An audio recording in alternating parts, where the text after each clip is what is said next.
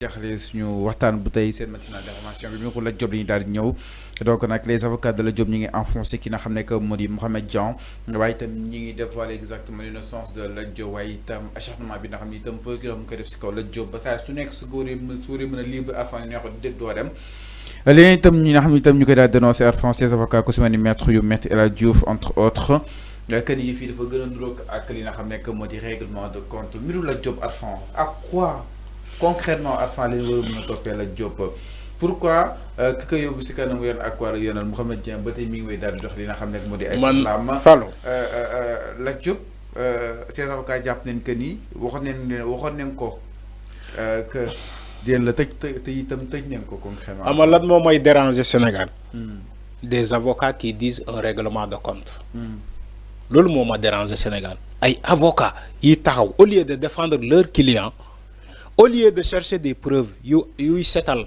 seen client mais avocats yooyu dañuy taxaw di wax un règlement de compte c'est la facilité des arguments un règlement de compte comment on peut prouver le règlement de compte est-ce que les avocats de Lat Diop peuvent prouver à la face du monde qu'il s'agit d'un règlement de compte xam nga ni duñu ko prouver ku mënul prouver ni que yow sa client dafa blanc comme neige mënoo prouver sénégalais ni que c'était un règlement de compte parce que donc nañu bàyyi baatu boobu c'est l'argument des faibles.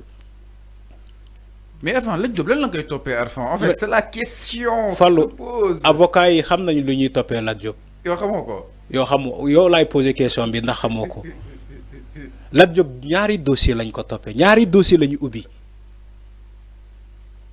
des gens qui croient que woy benn dossier moo la Lat Diop am déedéet c'est pas du benn dossier ñaari dossier Fallou Lat Diop dañ ko extrait de sa cellule tout récemment pour déglu ko ci beneen dossier bu bokkul ak bu Mohamed Dieng. wala lan ngay toppee léegi Arfan mais Mohamed Dieng moo dem yëglu nee na dafa ànd ak avec le ministre di dem di informer di alerter ni que moom dafa jox 7 milliards à Lat Diop mais Lat Diop nee na jox ko 7 milliards 5 millions la ko jox en guise de soutenance à l'équipe de football de Guédiawaye FC da doon jàppale Guédiawaye FC mais Mohamed Dieng nee na 7 milliards la ko jox 7 milliards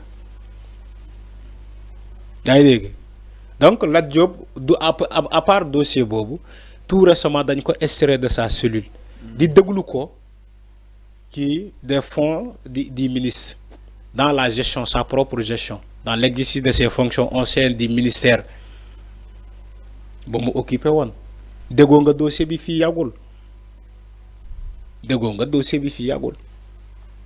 donc c'est pas un seul dossier contre Lat Diop je suis désolé maintenant avocat yi lu ñu mën a régler mais comme ni était peut-être le procureur tey Lat Diop justement dama lay sa liberté parce que tout le temps Arfan dañuy gis ni dama lay jàppale ci benn mbir dama lay jàppale ci benn mbir jàpp ni man du man en fait du man ngay jàppale mais ces avocats tey ñu def sorti jàpp ni lii règlement de compte la gën a nuru que la réduction des comptes en fait avocats yi xam nañu baax li nekk ci dossier bi avocats yi ñoo la gën a xam bu baax li nekk ci dossier Lat Diop bi parce que du benn dossier li nekk ci dossier Lat Diop bi un avocat lépp lu mu mën a def pour setal client am da koy def il y a un penseur américain j'ai oublié son nom j'ai lu son livre là il dit que si tu cherches un menteur le jour que tu vas rencontrer un avocat sache que le chemin s'arrête là-bas. Oui, c'est ce qu'il a dit.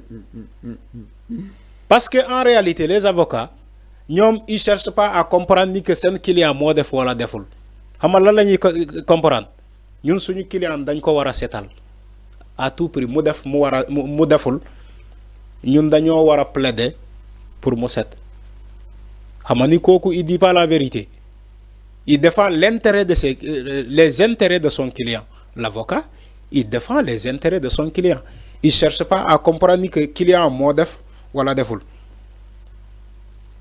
client moo def wala deful donc c'est ça les avocats de Lat Diop li ñu war a def mooy andi ay preuves yi wane ni que Lat Diop deful dara. non ki ko jàpp moo di ay preuves.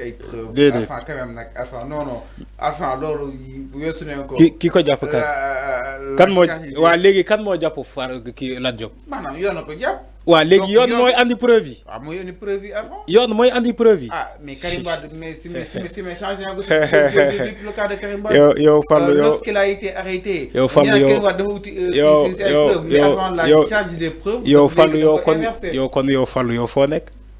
justice Sénégal mooy andi ay preuve. nit kii dafa def dara moo tax ñu jàpp ko. mais si mais mbiru Karim Wade yow léegi loolu da nga ko inversé moo tax CREI dem. CREI su la jàppee. justice ba muy jàpp Lat Diop. yow yaay des preuves. justice ba muy jàpp Lat Diop. waa déglu rek CREI soo la loon demee. yow dama mi jàpp yaa ni ay preuves. non CREI Macky Sall tapale la. ah non. CREI Macky Sall tapale la. dama ne lii du CREI Fallou. xam nañ du CREI. waa déglu mais taw CREI suñu la jàppee. yow yaa indi ay preuves. non tu es en train de Lat Diop da nga ko jàppee taw CREI waaw mais Arfan fii du CREI moo tax Lat Diop. war nañ ko war a mën a wax lii ak lii. Fallou moo tax ñu daal lay teg loxo quand même. Fallou ce que tu dis là c'est très grave.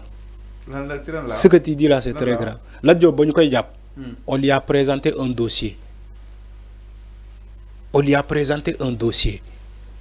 dossier bi moo tax ñu jàpp la. lan nga wax ci dossier bi.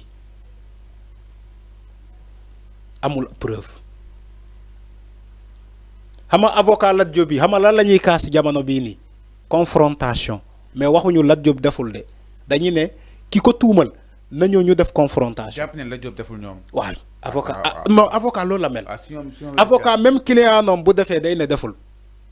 moo tax ma lire la le penseur américain. débat bi du ko fixé si avocat yi. non waxuma loolu. mais en fait kaw Lat Diop Arfan en fait toujours ak li muy jël. oui. des fois su ne ba yaakaar ni jeex na. chaque jour Lat Diop libre na mais Fallou rebondissement yi ñoo bëri. am déedéet rebondissement yi dossier yi.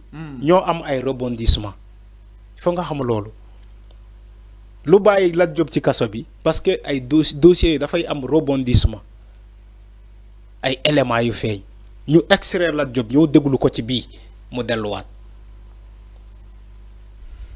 mais su Lat Diop defulee dara nañu ko libérer ñun ñëpp loolu la ñuy wax mais nous on peut pas faire le procès de Lat Diop dans la rue les Sénégalais ak ñu ko bëgg mënuñu def le procès de Lat Diop dans la rue justice mooy def un procès yow Fallou tu dis aux Sénégalais non c'est la justice d'aller chercher des preuves contre Lat Diop mais justice dossier la ko présenté balaa ñu koy jàpp. c'est à Lat Diop d'aller chercher des preuves yu ko setal ci lu ñu ko jàppee ça a toujours été comme ça yow tu parles de l'inverse yow inverse bi nga wax maintenant avocat Lat Diop bi man je suis d'accord avec eux ci confrontation Lat Diop ak comment dirais-je Mohamed Dieng man foofu laa d'accord ak avocat Lat Diop bi il faut que ñu convoquer aussi l'autre comment il s'appelle la question que dit il faut que ñu convoquer bàyyi su may ki expliquer nga dagg ma alors donc ñoom lu ñuy laaj avocat Lat Diop bi pour ñu woo Mohamed Dieng moom tamit mu ñoo toog ñu confronter les deux ñoom confrontation la ñuy lijjante avocat yi jamono bii nii en dehors de la liberté provisoire à Lat Diop confrontation la ñuy lijjante jamono bii entre les deux. Alors, merci beaucoup. te man je suis d'accord avec ça. je suis d'accord avec ça. merci beaucoup. tey jii la bu baax a baax fi nga xam naa ne lii moom après laaj bu am solo la que dit la charge des preuves pour un arrêté et tout alors là dinañ si ñëwaat. mais comment dina la si répondre suñu juriste bi. oui sa xarit bi mooy laaj ay laaj waaye xam naa ni temps bi duñu ko may incha allah Arfan jaajëf.